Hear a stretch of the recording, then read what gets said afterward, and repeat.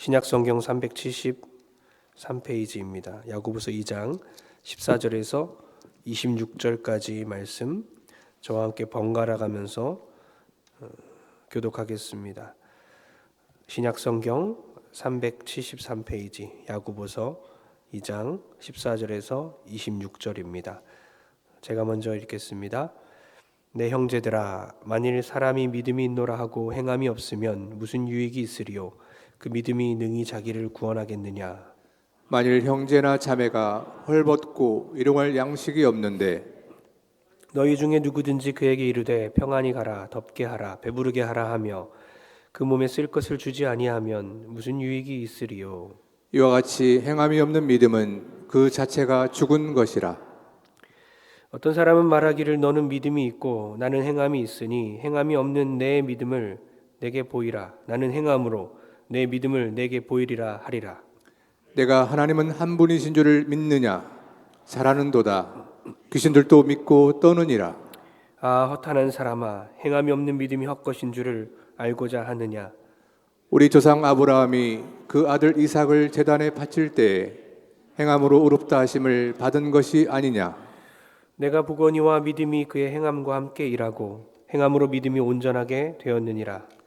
이에 성경에 이른바 아브라함이 하나님을 믿으니 이것을 의로 여기셨다는 말씀이 이루어졌고 그는 하나님의 벗이라 칭함을 받았나니 이러고 보건대 사람이 행함으로 의롭다 하심을 받고 믿음으로만은 아니니라. 또 이와 같이 기생 라합이 사자들을 접대하여 다른 길로 나가게 할 때에 행함으로 의롭다 하심을 받은 것이 아니냐. 다 같이 영혼 없는 몸이 죽은 것 같이 행함이 없는 믿음은 죽은 것이니라. 아멘. 할렐루야. 오늘 야고보서 아홉 번째 시간입니다. 우리 진정한 믿음이란 제목으로 하나님 말씀 전하겠습니다. 자, 이신칭이 믿음으로써 의롭다함을 받는다. 이신칭에 대해서 체계적으로 진지하게 배운 것은 신학생 때였습니다. 오직 믿음으로 구원을 얻는다. 어떤 행함도 개입되지 않는다. 그것을 듣고 깜짝 놀랐습니다. 그리고 한편으로는 너무 행복했습니다. 내가 죄인인 것을 깨닫고 나의 행함으로서는 도무지 구원을 받을 수 없다고 생각했던 시기였기 때문에 믿음으로 구원받는다는 이 소식이 저에게는 너무나 기쁘고 행복한 소식이었습니다. 종교개혁의 5대 정신이 있습니다. 오직 성경, 오직 그리스도, 오직 은혜, 오직 믿음, 오직 하나님께 영광. 5개의 오직이 있습니다. 그 중에 오직 믿음이 있어요. 그만큼 믿음이 정말 중요합니다.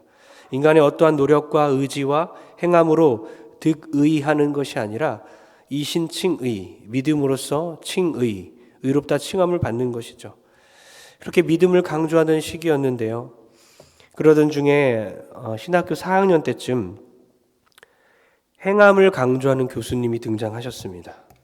행함이 뒷받침되지 않으면 은혜가 은혜되지 못한다.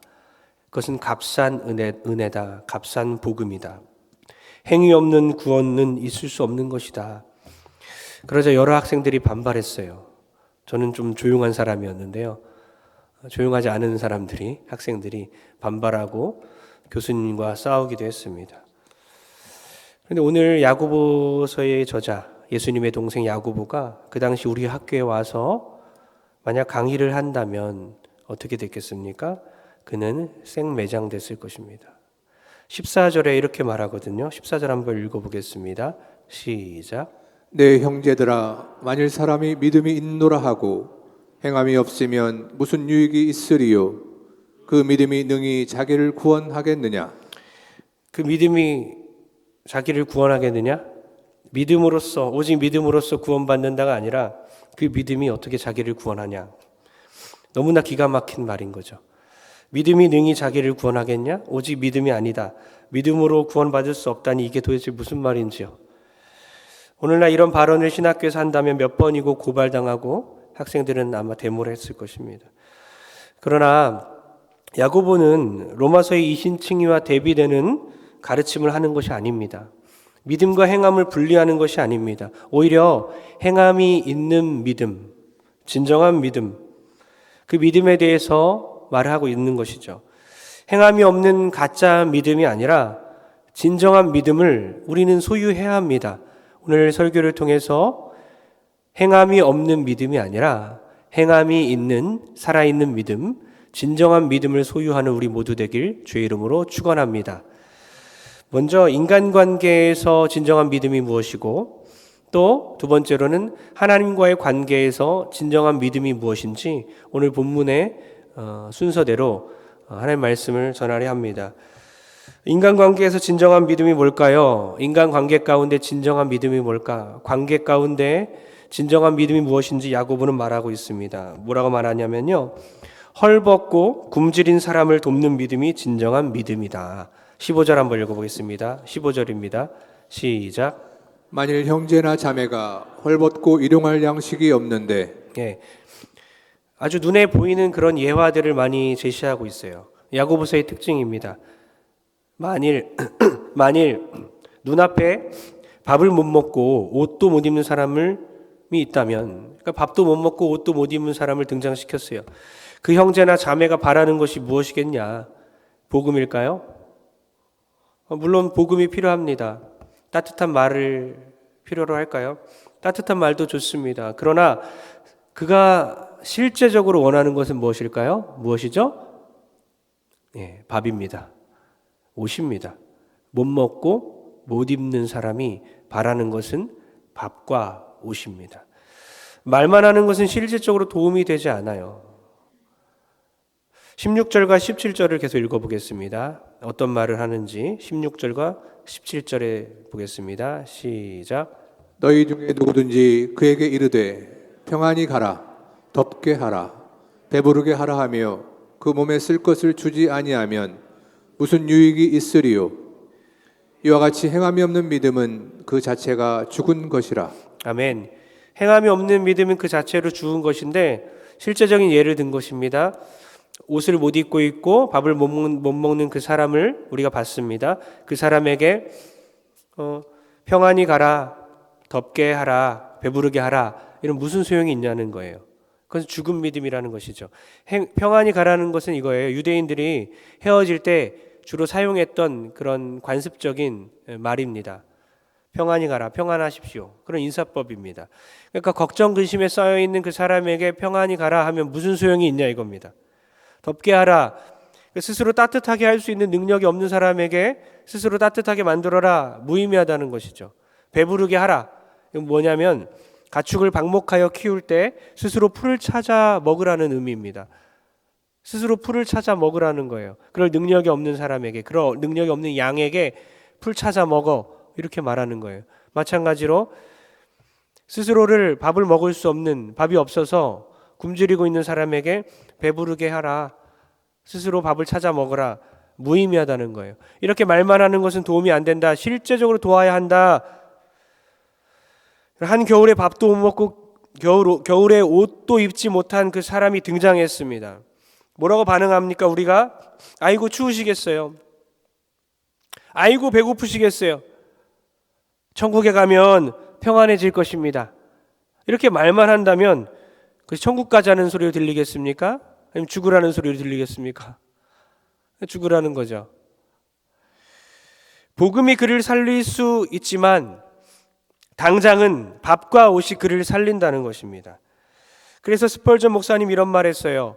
굶주린 사람에게 복음을 전하고 싶다면 샌드위치에 싸서 주라. 혹은 이렇게 말했습니다. 굶주린 사람에게 샌드위치를 주고 싶다면 복음으로 싸서 줘라. 그럼 우리는 냉장고에 충분히 먹을 것이 많아서 넘쳐서 저장할 곳도 없다면 문제가 있는 것입니다. 충분히 먹고 살 수 있음에도 더 안전한 미래를 위해서 모으기만 한다면 정말 문제가 있는 것이죠. 진정한 믿음은 무엇이겠습니까? 헐벗고 굶주린 사람을 돕는 것입니다. 제가 28살 때쯤 부교육자로서 타교회에서 이제 사역을 했었는데요. 그 당시 제가 이제 사례비를 80만 원 받았어요. 그 당시에 많이 받은 거예요. 60에서 80만 원 이렇게 파트타임 사역자였는데요. 그런데 하필 하나님도 참 너무하시지. 사렙이 받은 그날 처음으로 어떤 청년인지 한 30대, 저보다 나이 많아 보였는데 그 당시 찾아왔어요. 도와달라고 찾아왔습니다. 하필 그날 찾아와서 평소엔 돈이 없으니까 뭐 10,000원 있으면 10,000원 줄 수 있고 20,000원 있으면 20,000원 줄 수 있는데 지금 봉투가 저에게 있잖아요. 돈이 거금이 저에게 있잖아요. 그래서 고민하다가 하나님 하필을 그러다가 20만 원을 꺼내줬어요. 그러면서 복음을 전했어요. 돈이 아깝잖아요. 복음을 실컷 전하고 기도해주고 그리고 눈을 떴는데 저에게 대뜸 이렇게 말하는 거예요. 너무 고마워하면서 전사님 제가 반드시 성공해서 돌아오겠습니다. 이렇게 말하는 거예요. 정말 진심으로 눈망울에 눈이 막 글썽글썽이면서 정말 성공하면 꼭 찾아오겠다고 그렇게 말하고 그렇게 말하는 거예요. 근데 15년이 지났죠. 아직도 오지 않았습니다. 연락이 없어요. 얼굴도 지금 잊어버렸습니다. 저는 그 당시 그분에게 복음을 돈에 싸서 줬어요. 물론 기준이 정해져 있지 않습니다. 사람마다 기준이 정해져 있지 않아요. 반드시 그렇게 해야 되는 것도 아닙니다. 오늘날 돈을 벌 생각은 안 하고 구걸하며 다니는 그런 상습적인 구걸하는 사람들도 있어요. 근데 그러한 경우를 제외하고 정말 가난하고 끼니도 때우지 못하는 사람들을 우리 주변에 하나님께서 우리의 눈을 열어서 보여주셨을 때 추운 겨울에 떨면서 밤을 지새우는 그 사람들을 우리의 마음을 열어서 우리의 생각을 열어서 그 사람들을 알게 하시고 눈에 보여주셨을 때 우리가 어떻게 해야 합니까? 진정한 믿음이 무엇입니까? 어떤 믿음이 바로 사람을 살리겠습니까? 실제로 도움을 줘야 된다는 것입니다. 더욱이 야고보는 그 헐벗고 굶주린 사람이 형제요, 자매요, 그리스도인이라고 칭합니다. 그리스도인으로 가정했어요. 그러니까 성도가 먼저입니다. 오늘 동성교회 안에서 누가 힘든가, 누가 도움이 필요한가 찾아야 합니다. 여러분, 우리 교회는 사랑이 많습니다. 늘 섬기고 베풀고 복음을 전하고 있어요. 하나님께서 참으로 기뻐하시는 그 믿음은 복음과 함께 동시에 긍휼을 베푸는 믿음입니다. 우리 교회는 그것이 살아있어요. 그 살아있는 믿음을 우리는 행하고 있습니다. 지난번에 은혜 나눔부, 우리 교회 은혜 나눔부 있지 않습니까? 튀르키예 모금할 때 총 600만 원이 모였는데 59만 원을 또 거기서 모아서 주셨어요. 지난 성탄절에 150만 원 상당의 생필품을 동사무소를 통해서 필요한 사람들에게 전달했습니다. 그래서 이번에 강동구청장님께 상을 받아요. 이름이 이겁니다. 겨울나기 우수 기부자 감사장 동선교회 은혜 나눔회 이렇게 4월 5일에 상을 받습니다. 하나님께서 더 큰 상을 주실 줄 믿습니다. 은혜 나눔부만 그렇습니까? 우리 전교인이 또 급하게 거뒀음에도 불구하고 아름아름 사랑하는 마음으로 기도하는 마음으로 모아서 이렇게 전달을 하는 거예요. 우리 교회 성도님들은 누군가를 늘 도우려는 성향이 있습니다. 하나님께서 그런 마음을 우리 동성교회 성도님들에게 부어주셨어요. 가난함에도 어려움에도 넉넉하지 않음에도 불구하고 그렇게 사랑하는 마음을 볼 때가 많습니다. 참 존경스럽고 하나님께서 정말 귀하게 보실 거라 믿습니다. 근데 우린 너무나 잘하고 있지만 더 크게 눈을 뜨시고 주님의 마음으로 사랑을 베풀어야 하는 그 성도들이 누구인지를 정말 기도하는 마음으로 더 찾아봤으면 좋겠습니다. 적극적으로 하나님 오늘 이따 기도할 때에 하나님 나에게 은혜를 주셔서 내 눈을 열어주시고 그리스도의 사랑이 필요하고 그리스도의 섬김이 필요한 그런 자들에게 은혜를 베풀 수 있도록 또 나의 지갑을 열어주시고 나의 마음을 열어주시고 또 시험 들지 않고 그것을 전할 때에 하나님의 은혜가 넘치고 정말 필요한 곳에 전달되게 도와주옵소서.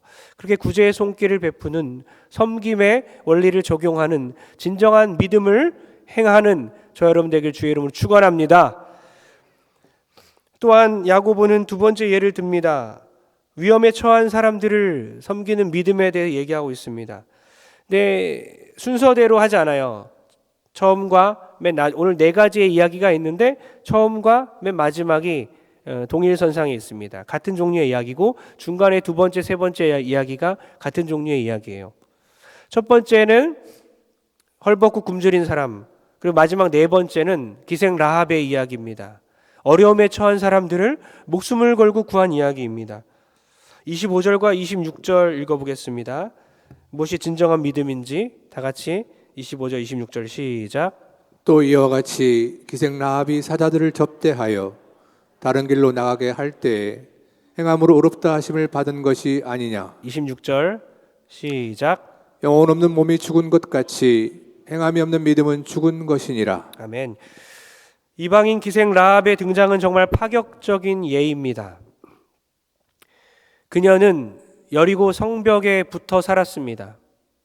성 안에 들어갈 수 없고 자리도 없었고 공간도 없어서 성 바깥에 성벽에 붙어서 위에 아주 불안한 그런 공간에 살았어요. 큰 성벽에 남은 공간 안에 살고 있는 여자입니다.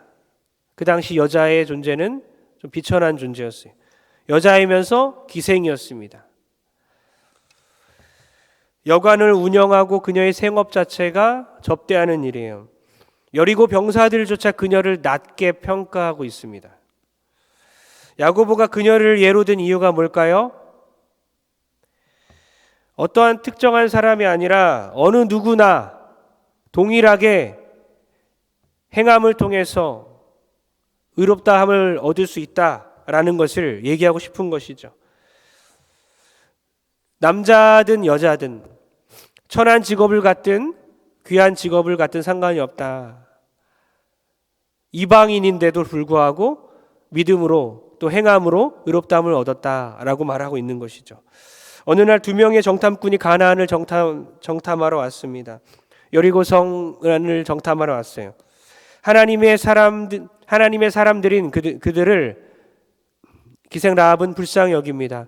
그리고 그들을 구원하기 위해서 병사들을 따돌리고 그들을 구해줍니다. 목숨을 건 행동이었습니다. 자기를 희생한 것입니다.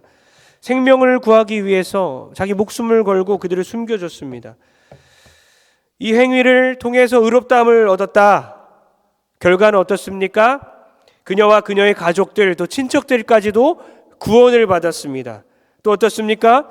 그녀의 이름이 히브리서 11장에 기록되었습니다. 믿음장에 기록되었습니다. 또 어떻습니까? 그녀는 예수님의 가문에 들어가게 됐어요. 라합은 다윗의 고조할머니입니다. 다윗의 자손 예수 그리스도. 그러니까 족보상으로 예수님의 할머니뻘이 되는 것이죠. 놀라운 은혜를 입었다는 것입니다. 희생하는 믿음, 목숨을 건 믿음이 중요하다고 얘기하는 거죠. 여러분, 주변에 자존심도 버리기 힘든 주변에 내가 위험을 감수하면서 구할 수 있는 사람은 누구입니까? 한번 생각해 보십시오. 나의 희생으로 사람을 살릴 수 있다면 그 사람을 어떻게 살릴 수 있겠습니까? 한번 생각해 보시고 그 사람을 구원해 내시길 바랍니다. 요한일서 3장 18절 읽어보겠습니다. 시작. 자녀들아, 우리가 말과 혀로만 사랑하지 말고 행함과 진실함으로 하자. 말과 혀로만 사랑하지 말라. 행함과 진실함으로 하라. 행하라는 것입니다. 말로만 사랑할 수 없는 거예요. 사랑은 동사잖아요. 동사. 행함입니다. 아직도 기억에서 잊혀지지 않는 것은 제가 목사 안수 받을 때 많은 선배 목사님들이 한마디씩 좋은 말씀을 조언들을 해주셨는데 그중에 축사를 해주셨던 것 같은데 그분께서 넥타이를 선물하시면서 사랑은 동사입니다 하면서 저에게 해줬던 말이 잊혀지지가 않아요. 사랑은 동사이구나. 사랑은 실제로 내가 해야 되는 것이구나 깨닫게 되었어요. 조금 춥고 조금 배고프고 조금 힘들어도 나의 희생을 통해서 다른 사람을 행복하게 할 수 있다면 얼마나 기쁜 일일까요? 사랑은 말로만 하는 것이 아니라 행함입니다. 우리가 먼저는 부부끼리 또 가족들끼리 또 성도들끼리 그리고 주위의 이웃들에게 사랑을 전하는 사람들이 되었으면 좋겠습니다. 다른 어떤 것으로 교회의 이미지를 세탁하는 것이 아닙니다. 교회의 이미지는 다른 것으로 만드는 게 아닙니다. 우리가 사랑을 하면 세상이 우리가 예수의 제자인 것을 알게 되는 것입니다. 다른 어떤 운동으로 우리가 거룩을 보여주는 것이 아닙니다. 사랑을 실천하는 것, 사랑을 보여주는 것이 아닙니다. 다른 어떤 운동이 아니라 실제적으로 사랑하면 예수님의 제자인 것을 우리 주변 사람들이, 우리와 관계된 모든 사람들이 나를 통해서 알게 될 줄 믿습니다. 사랑하면 복음이 전해집니다. 우리 모두 인간관계 가운데 실제적으로 도와줌으로써 진정한 믿음을 증명해내는 우리 모두 되길 주의 이름으로 축원합니다. 우리 두 번째, 하나님과의 관계에서 진정한 믿음은 뭘까요? 하나님과의 관계에서 진정한 믿음은 뭡니까? 19절 읽어보겠습니다. 19절입니다. 시작. 내가 하나님은 한 분이신 줄을 믿느냐? 잘하는도다. 귀신들도 믿고 떠느니라. 아멘. 귀신의 믿음에 대해 얘기하고 있습니다. 믿음만 있으면 귀신적인, 마귀적인 믿음이라는 거예요. 귀신도 교리는 안다. 귀신도 하나님 한 분이심을 안다. 하나님에 대해서 잘 아는 것, 잘 아는 존재, 귀신이라는 것이죠.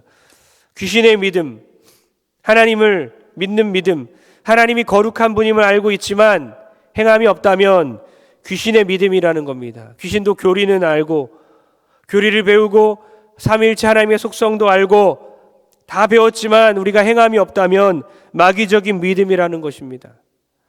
귀신들도 떤다고 적혀 있어요. 털이 막 곤두서는 그런 떠는 것입니다. 하나님을 두려워하는 거예요. 영적인 불안, 공포감으로 떨고 있는 것입니다. 귀신들은 믿음이 있고 교리는 알고 그리고 하나님에 대해서 공포감으로 두려워 떠는 그런 존재들이죠. 마가복음 1장 24절입니다. 시작. 나사렛 예수여, 우리가 당신과 무슨 상관이 있나이까? 우리를 멸하러 왔나이까? 나는 당신이 누구인 줄 아노니 하나님의 거룩한 자니이다. 아멘. 귀신의 믿음은 하나님이 거룩한 자인 것을 알고 있지만 예수 그리스도가 하나님의 거룩한 분임을, 자녀임을 알고 아들임을 알고 있지만 아는 것에서 끝납니다.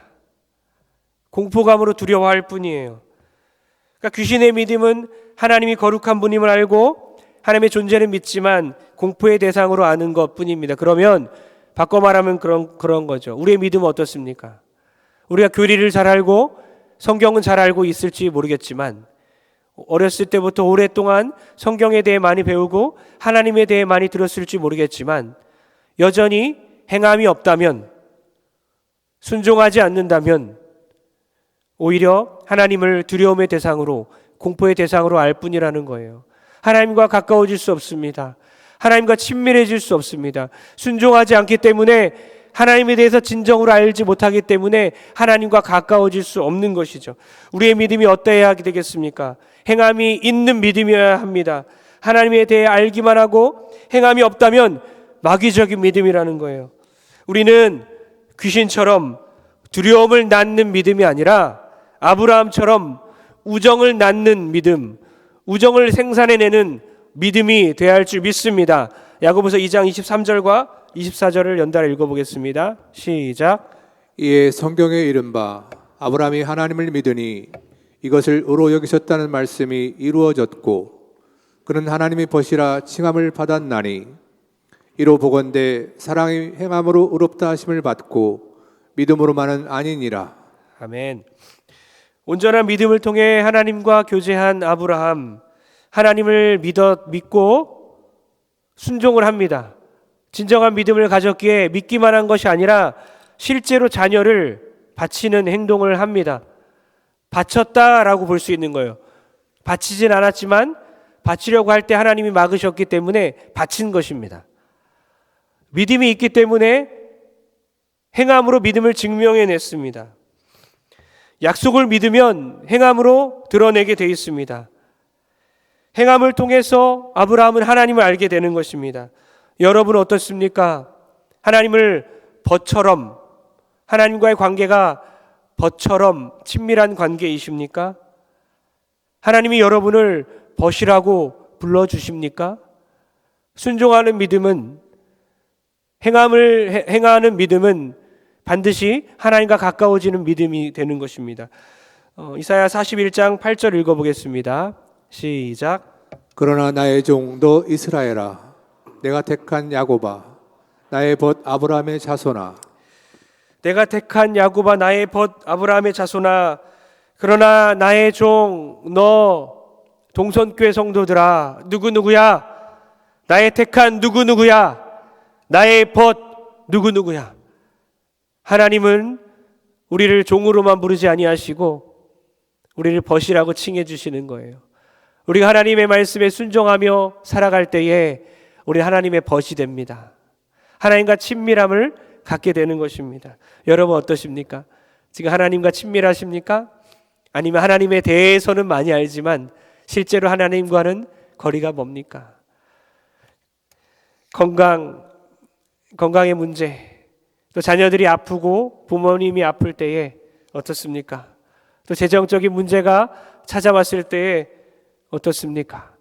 이 모든 어려움 가운데 하나님을 진정으로 믿는다면 그 믿음이 순종으로 드러나야 되는 것입니다. 순종을 통해 자녀를 하나님께 드리고 부모를 하나님께 드리고 모든 인간관계를 하나님께 바치고 하나님만이 나의 전부임을 고백하며 하나님의 약속을 신뢰하고 살아갈 때에 우리가 하나님의 벗이 될 줄 믿습니다. 순종을 통해 하나님과 더 가까워지는 저 여러분들에게 주의 이름으로 축원합니다. 여러분 질문하겠습니다. 아브라함이 믿음으로 의롭다함을 받았습니까? 아니면 행함으로 의롭다함을 받았습니까? 어때요? 네? 네, 둘 다인 것 같아요. 좀 전에 우리가 아까 읽었었는데요. 믿음으로만 아니다, 행함으로 의롭다함을 받았다라고 좀 전에 우리가 읽었어요. 그리고 로마서 4장 2절과 3절 한번 읽어보겠습니다. 로마서 기자인 바울은 아브라함의 믿음이 아브라함이 어떻게 의롭다함을 받는지 말하는지를 한번 보겠습니다. 시작. 만일 아브라함이 행위로서 의롭다 하심을 받았으면 자랑할 것이 있으려니와 하나님 앞에서는 없느니라. 성경이 무엇을 말하느냐? 아브라함이 하나님을 믿음에 그것이 그에게 의로 여겨진 바 되었느니라. 아멘. 아브라함이 하나님을 믿음에 그 믿음이 의로 여겨졌다, 믿음으로 의롭다함을 받았다, 이 신칭의를 사도 바울은 말하고 있습니다. 야고보는 반대로 말하고 있습니다. 야고보서 2장 21절입니다. 시작. 우리 조상 아브라함이 그 아들 이삭을 제단에 바칠 때에 행함으로 의롭다 하심을 받은 것이 아니냐. 행함으로 의롭다 여김을 받았다. 아브라함은 행함으로 의롭다 여김을 받은 것이다. 사도 바울과 완전 반대되는 이야기를 하고 있습니다. 혹시 지난주에 설교 기억나시나요? 왜 이렇게 말을 했을까요? 사도 바울이 로마서를 기록했을 당시에는 율법에 젖어 있는 율법에 젖어서 율법으로 구원받을 수 있다고 생각했던 사람들, 그런 사람들을 대상으로 아니다, 구원은 율법으로 받는 것이 아니다, 행함이 아니다, 오직 예수 그리스도다, 오직 믿음이다 라고 복음을 전한 것입니다. 그리고 야고보 기자는 어떻습니까? 믿음을 소유한 그런 그리스도인들에게 진정한 믿음이 무엇이냐? 그냥 행함 없는 믿음이 아니다. 그 믿음은 반드시 행함을 나타내게 된다. 행함으로 증명하게 된다. 온전한 믿음은 행함이 뒤따른다. 행함이 없는 믿음은 죽은 믿음이다 하면서 행함으로 의롭다함을 얻었다라고 말을 하고 있는 거예요. 상반되어 말하는 것 같지만 똑같은 말이에요. 믿음으로 의롭다함을 받고 또 행함으로 의롭다함을 받는 것이에요. 근데 행함이 믿음보다 우선한다는 뜻은 아닙니다. 행함이 믿음보다 앞서간다는 건 아닙니다. 행함은 믿음을 뒤따르는 거예요. 때로는 행함이 적을 수도 있는 것입니다. 믿음이 이제 생겼지만 아직 성숙되지 않아서, 훈련되지 않아서 행함이 늦게 나타날 수도 있는 것입니다. 그렇다고 그 사람 구원 못 받았어 라고 말할 수 없는 거예요. 행함을 낳는 믿음, 행함을 수반하는 믿음, 그 믿음이 진정한 믿음이다. 믿음은 행함으로 온전하게 된다. 행함이 없는 믿음은 죽은 믿음이다. 영혼 없는 몸과 같다. 그 믿음은 시체이다. 아무런 능력도 없습니다. 가짜 믿음이라는 것입니다. 믿음은 행함 있는 믿음, 그 믿음이 진정한 믿음입니다. 진정한 믿음을 소유하는 여러분 되길 축복합니다. 진정한 믿음은 사람과의 관계에서 뭐라고요? 베풀고 희생하는 것입니다. 그리고 진정한 믿음은 하나님과의 관계에서 순종하여 벗이라고 칭함을 받는 믿음이죠. 두 가지 꼭 기억하시기 바랍니다. 사람과의 관계에서는 실제적으로 도와주고 희생하여 섬기는 것이 믿음이고, 하나님과의 관계에서 진정한 믿음은 하나님의 말씀에 순종하여 벗이라 칭함을 받는 그런 것이 진정한 믿음이라는 것이죠. 오늘부터 우리는 믿음 앞에 수식어를 붙이기 원합니다. 살아있는 믿음, 순종하는 믿음, 희생하는 믿음, 할렐루야, 베푸는 믿음 소유하는 우리 동성교 성도들 되길 주의로 축원합니다. 결론 내립니다. 이런 생각 해봤어요. 하나님 채워주세요. 채워주시면 돕겠습니다. 하나님 채워주시면 누군가에게 베풀겠습니다. 하나님 성공하게 해주세요. 성공하면 하나님 위해 살겠습니다. 하나님 제가 잘 돼야 남을 도울 수 있지 않겠습니까? 그렇게 생각하는 사람들이 많이 있습니다. 그러나 하나님 말씀하세요. 아니야. 현재 가지고 있는 것으로 베풀고 나누라고 하십니다. 콩 한 쪽도 나눠 먹는 마음으로 하나님께서 우리의 눈을 열어주시길 원해요. 재물은 때론 저주가 됩니다. 돈이 많다고 선을 베풀 수 있는 게 아닙니다. 죄 짓는 도구로 사용하는 거예요. 특히 남자들 어떻습니까? 돈이 많으면 어떻게 돼요? 죄 지을 수 있는 환경이 너무 많아요. 돈이 많다고 생각해 보십시오. 그 돈으로 사용하지 않겠습니까? 세상 문화가 돈을 많이 사용하는 것은 음란하기도 하고 타락한 문화에 빠질 수밖에 없는 곳이에요. 돈은 때로는 저주가 되는 거예요.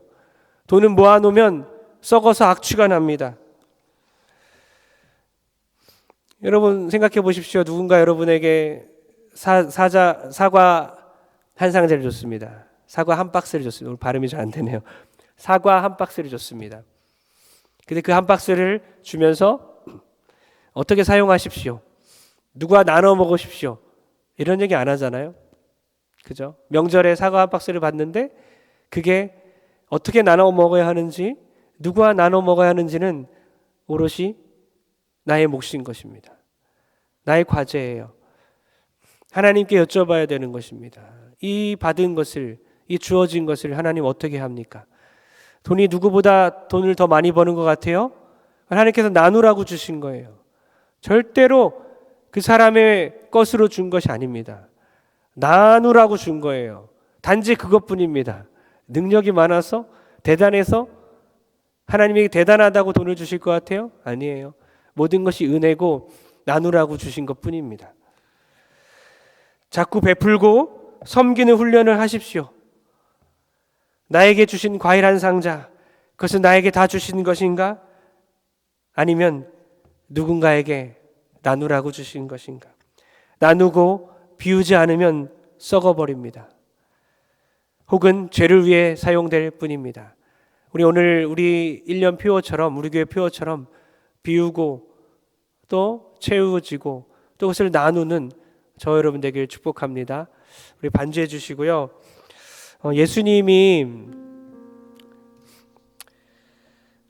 예수님만이 우리에게 진정한 나눔의 도를, 섬김의 도를 가르쳐 주십니다. 동물을 통해서도 예수님 그리스도의 사랑을 우리가 알 수 있는데요. 펠리칸의 모성애를 들어봤을 겁니다. 펠리칸은 새끼들을 먹이기 위해서 가슴을 찢어갖고 피를 내가지고 나눠주기도 합니다.